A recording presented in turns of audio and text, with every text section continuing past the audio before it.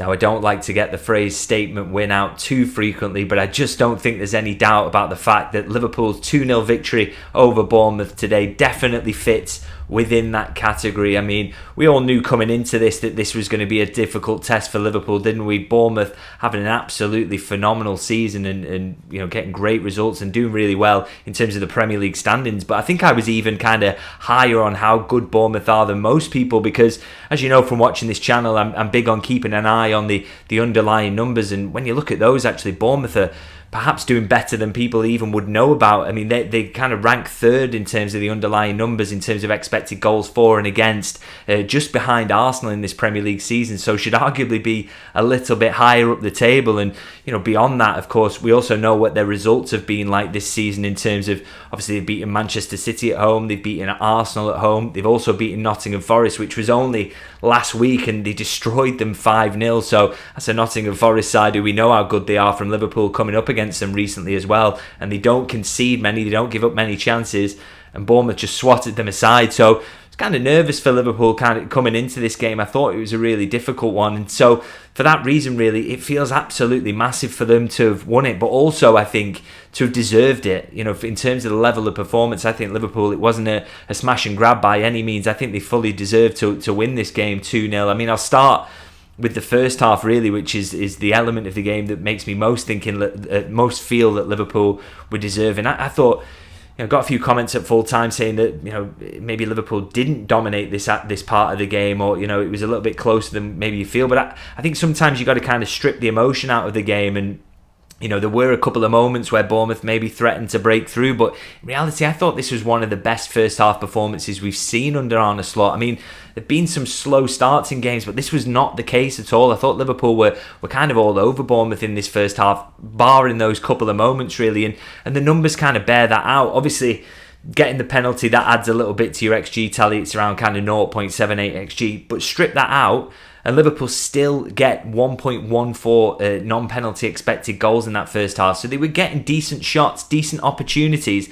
And then the flip side, the reason I say I felt Liverpool were dominant in that first half is they allowed against them 0.18 expected goals. That is a phenomenal defensive performance, really. And to limit Bournemouth in that way is very, very impressive, because they are so good in the attacking aspect. I think the third for expected goals generated so far this season. So to do that is hugely impressive. And of course, Bournemouth do hit the post in that first half. Great effort from Semenyo, but again, it's on his left foot. It's a ridiculously difficult angle. If he scores from there, you almost have to hold your hands up and say, wow, that is an unbelievable goal, and very, very difficult to prevent. Because as I say, the XG tally shows that Liverpool didn't give up good quality shots at all. And I don't always do this as well, but I'm going to bring up the shot map now to just show you how Liverpool's dominance of the shots in the first half was. Look at the Liverpool opportunities. They're in decent areas inside the box. They're getting some good chances there. And then you look at Bournemouth's on the flip side, and there's just not a lot of shots from good angles. As I said, the shots from tight angles, but it's Liverpool were doing a very, very good job, I felt, of kind of limiting Bournemouth's attack and getting good opportunities of their own. Of course, when you go in at half time and it is 1-0 through that penalty, no questions over that decision, by the way. You do know that Bournemouth are going to respond. They generally come on strong in second halves this season, and also they're just a very good side, and the fact that Liverpool are one goal ahead, you're going to have to kind of batten down the hatches a little bit. But that, again, it was another element of the game that I absolutely love from Liverpool, is that they were able to weather that storm. Bournemouth are quality. They're going to have moments in games, particularly at home. So you've just got to stick in there and try and do what you can to ride that through. And again, I thought they did a decent job of that. Yes, some kind of opportunities for Bournemouth, but again, they only generate 0.82 expected goals in that second half, whilst they're chasing the game, pushing everybody forward and trying to get there. And again, I think Liverpool do a decent job of kind of managing that. And you might look back to the Kluivert chance, which he blasts wide, which he should put away, and say Liverpool were lucky there. And we absolutely agree with that. I mean, 9 times out of 10, surely he just passes that into an empty net. But if we acknowledge that Liverpool get lucky there, you probably have to acknowledge that Bournemouth get lucky in the chance itself. It's a shot from absolutely miles out that strikes the base of the post and then bounces perfectly into Kluivert's path. I think Liverpool, in terms of, again, they've given up a low XG opportunity. They've managed that. It's a great strike, so it hits the post.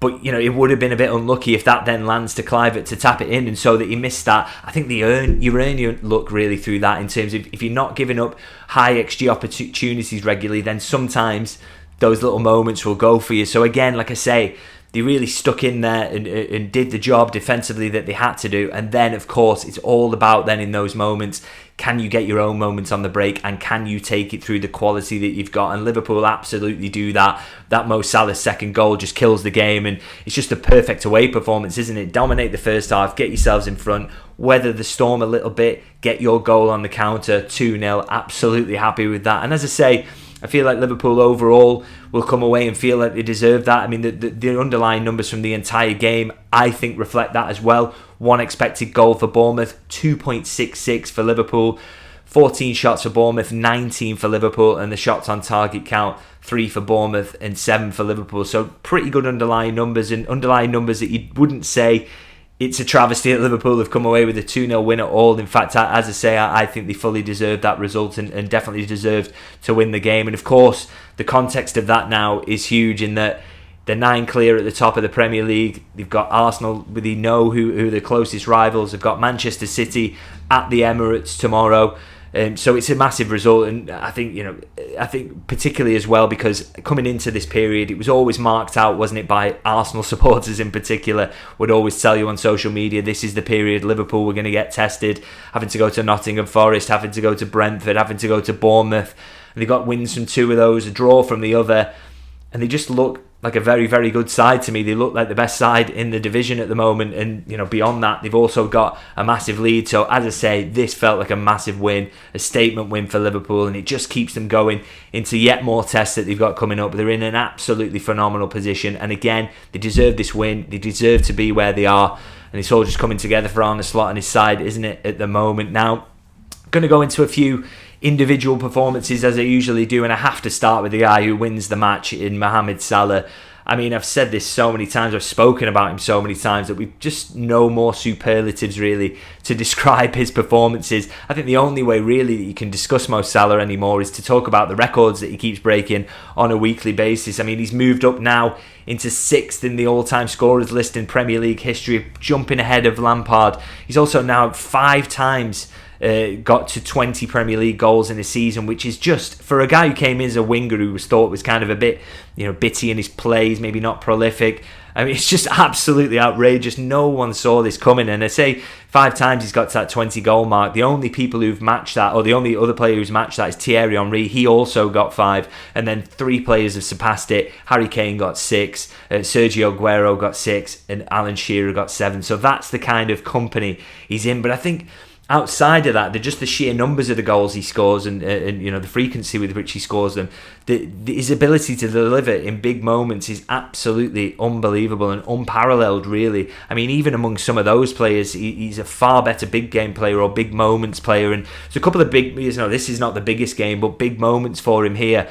Prior to him stepping up to take the penalty, it was mentioned that he's actually missed 2 penalties against Bournemouth in his career. So when you hear that, you're kind of thinking, oh, well, is that in his head a little bit? That make him a little bit nervous. He has missed a penalty at Bournemouth a couple of seasons ago, actually, in a game that Liverpool ended up losing. So you think, is he thinking about that at all? Of course he's not. He doesn't think like that. He's an absolute, the mentality monster, I think Jurgen Klopp was describing. He just dispatches it perfectly, doesn't he, to put Liverpool in front, and that sets them up to win the game. And then the second one, again, it's a massive moment in the game, because Liverpool feeling a bit of pressure in that second half, Bournemouth building momentum. If they get the next goal, it could be anyone's game, and the composure with which he just curls it into the top corner, a finish we don't see as much from him these days, just absolutely beautifully done. And it was a really good time for him to pull that finish back out the bag. Now, I mean, what more can you say about this guy really, other than get him signed up to that contract? Liverpool need him. A phenomenal finish, phenomenal player. And he always delivers in big moments for Liverpool. And I think the same can be said, of course, of the guy who's playing in holding midfield this season, and that is, of course, Ryan Gravenberch. I thought another brilliant performance from him, and it's so funny, isn't it, to think back to pre-season. I think all of us would have said, every fan, every journalist, anyone who's affiliated with Liverpool, that the biggest problem they're going to have this season is the lack of an elite level number 6. And yet we're here a few months into the season, we're 23 games in, is it, for Liverpool? And I think now Liverpool, without signing a midfielder, have got arguably one of the best holding midfield players in the world playing for them. It just seems absolutely crazy. He proved it again for me today here, really, that he is in that elite level in terms of holding midfielders. More tackles than anybody else on the pitch with 4, wins the most duels with 9, and the best passer of anyone who played over 45 minutes with a 93% pass completion rate. So he wins his battles, consistently wins his battles, and then uses the ball brilliantly. And I mean, I'm talking about his passing there. Not a statistic, I don't have a statistic here for his dribbling. Some of the ways that he got out of little tight spaces to get Liverpool on the front foot was absolutely incredible. And I think proving it in a game like this again just tells me how elite he is, because Bournemouth, again, you might say it's not the biggest game, but I think it's a really, really difficult place to go for a midfielder because they've got so much physicality, so many runners around you, and one of their constant tactics is to try and pull either a striker or winger into the number 10 space, so you kind of don't know where to track them either side and make it really tricky for you, and then they get runners swarming all over, and it's so hard to track that. But his just ability to see that and be in the right place at the right time, and then, as I say, use the ball in a calm way. He's just phenomenal, really. And I think at the start of the season we were praising his performances because he felt like a little bit of a nice surprise.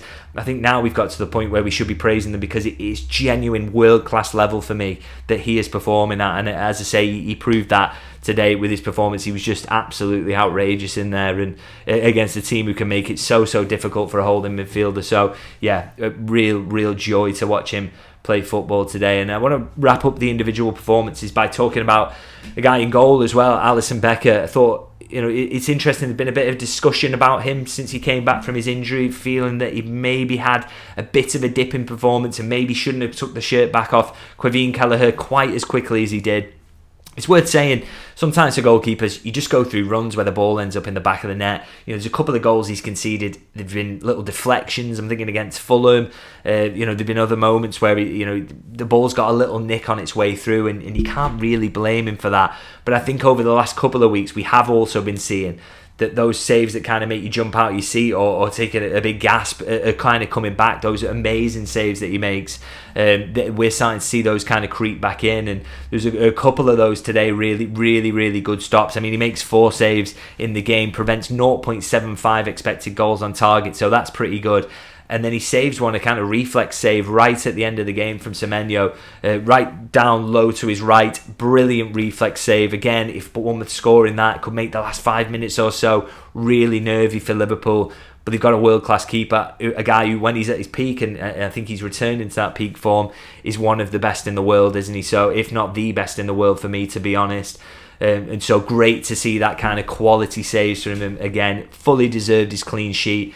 I'm looking forward to seeing him, if he can sustain this form until between now and the end of the season. He's going to have a massive say in Liverpool going on to win the title. So we hope he can keep it up, and really encouraging that he seems to be back to form. So I'll wrap it up there for the individual performances. I just want to summarise this result by saying, really, it's absolutely massive, isn't it? I can't emphasise that point enough, because it did feel like one where coming into it, you might have taken a point. You could easily have justified a defeat because so many top sides have fallen prey to Bournemouth this season. But in reality, what happened is a 2-0 routine victory, we'll call it. Another test out the way, 15 games to go for Liverpool. And I know I see so many comments on social media at the moment, a bit of nervousness about this Liverpool side, or thinking that without signings they're not going to get over the line. But I think we should just have more faith in this team, really. For me, it's the best side in the Premier League. They've got a massive lead as well, to go with the fact that they're already the best side. And I think there should be a lot more faith in the fact that they will go on and get the job done, particularly when you see performances like this.